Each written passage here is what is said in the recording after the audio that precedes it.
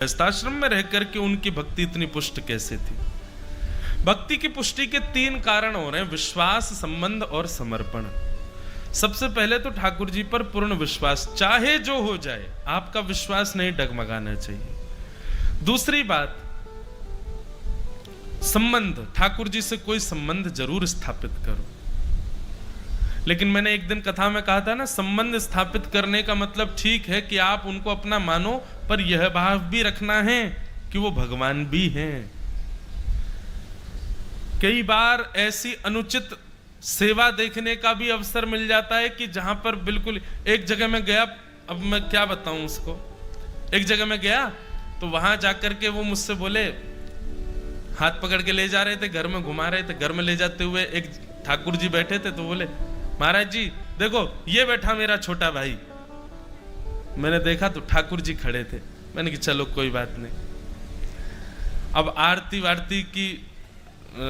वारती करने का समय आया तो आरती थोड़ी सी गिर गई, तो वो ठाकुर जी से बोले, ये सब यही करता है महाराज जी, बहुत चतुर है, बहुत चालू है, और इसको तो मैं अभी एकांत में बताऊंगा, 2-3 घूसे मारूंगा तब ठीक होगा। अरे मैंने कि भाई ने तो थोड़ी रखो, ऐसे क्यों बोल रहे हो, वो भगवान, अरे मेरा भाई है। मैंने कहा भाई है, पर ये भी तो मत भूलो कि भाई वो भगवान है।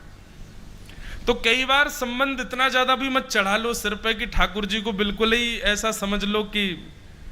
और रही बात, अगर आपके ऐसे भाव हैं भी, एकांत में रखो, सबके सामने नहीं, अंतर्निष्ठ एकांतिक भाव रखो ठाकुर जी के प्रति। कई लोग सबको दिखा देते हैं, देखो ये तो मेरे छोटे भाई हैं, ये तो मेरे सखा हैं, मैं तो इनसे ऐसे बोलता हूं। दिखाना नहीं है सबको। और मैंने उस दिन एक उदाहरण भी दिया था कि बेटा अगर आईएएस ऑफिसर बन जाए तो माँ का अधिकार है, वो उसको डांट सकती है, फटकार सकती है, लेकिन सबके सामने नहीं डांटती है।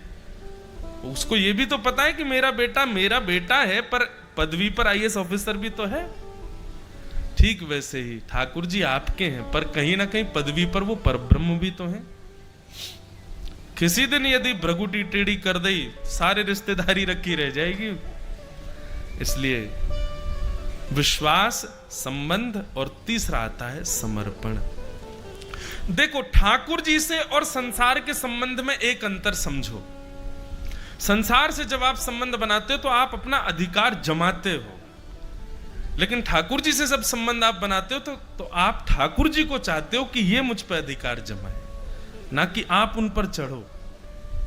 ठाकुर जी से संबंध बनाने का मतलब उनके सुख का विचार करके सेवा ऐसी करो कि वो आप पर अधिकार जमाएं, वो आप पर अधिकार रखें। ये संबंध है ठाकुर जी का। और अंतिम समर्पण का सहचरी भाव पर कुछ प्रकाश डालिए। सहचरी का मतलब है ठाकुर जी की, जैसे गोपी भाव आज रास पंचाध्याय कथा में आएगा। सहचरी भाव में फिर लोक लाज मर्याद इन सब का भाव नहीं रखा जाएगा। ठाकुर जी के सुख का, तत्सुखे सुखित्वम, जिसमें ठाकुर जी सुखी उसमें मैं सुखी। मेरा अपना निज कोई सुख नहीं है। अब जो भी है सब ठाकुर जी का सुख है। राजी रहो, ठाकुर जी राजी रहें, बस ये भाव, बस वही है सहचरी भाव। फिर आपने क्या कहा?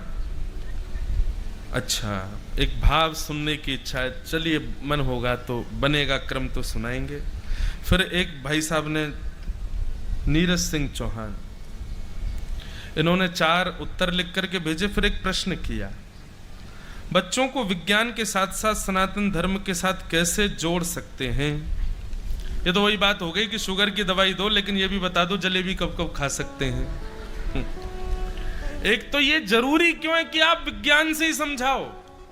कभी आपने बच्चों को ये तो सिखाया नहीं कि भाई स्कूल में जाकर के विज्ञान के टीचर से, साइंस के टीचर से कहो कि धर्म से हमको समझाओ इस बात को। धर्म में ही क्यों आता है कि विज्ञान के साथ जोड़ के हमको ये बात समझाओ? हम लोग पहले धर्मावली हैं कि पहले वैज्ञानिक हैं? मुझे थोड़ी सी अटपटी लगती है ये बात, जब कोई मुझको बच्चे भी मिलते हैं ना, महाराज जी इसका साइंटिफिक रीजन क्यों? मैंने कि तुमने साइंस के टीचर से पूछा कि इसका धार्मिक रीजन क्या है? फिर हमेशा धर्म में ही क्यों साइंटिफिक रीजन चाहिए? इसका मतलब क्या है कि आपका विश्वास साइंटिफिकली ज्यादा है, धर्म पर ज्यादा नहीं है।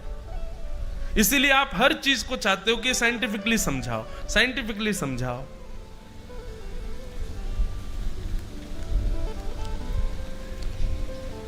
लेकिन फिर भी समझने का मन है तो हमारा जो वैदिक सनातन धर्म है पूर्ण विज्ञान है, वैज्ञानिक है, एक एक वस्तु।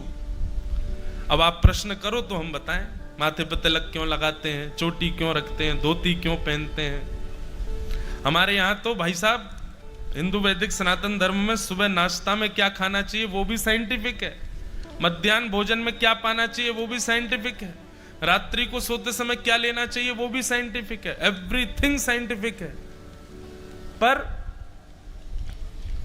इसको आप ये मत सोचिए कि आधुनिक विज्ञान से आपको समझाया जाए तो ही आप मानोगे, मत मानो, कोई गरज थोड़ी है। तो भैया ये सब प्रश्न थे और भी कई भाव थे, सबको प्रणाम करते हैं। आओ आज के मंगल क्रम में प्रवेश करते हैं। बोलो वृंदा।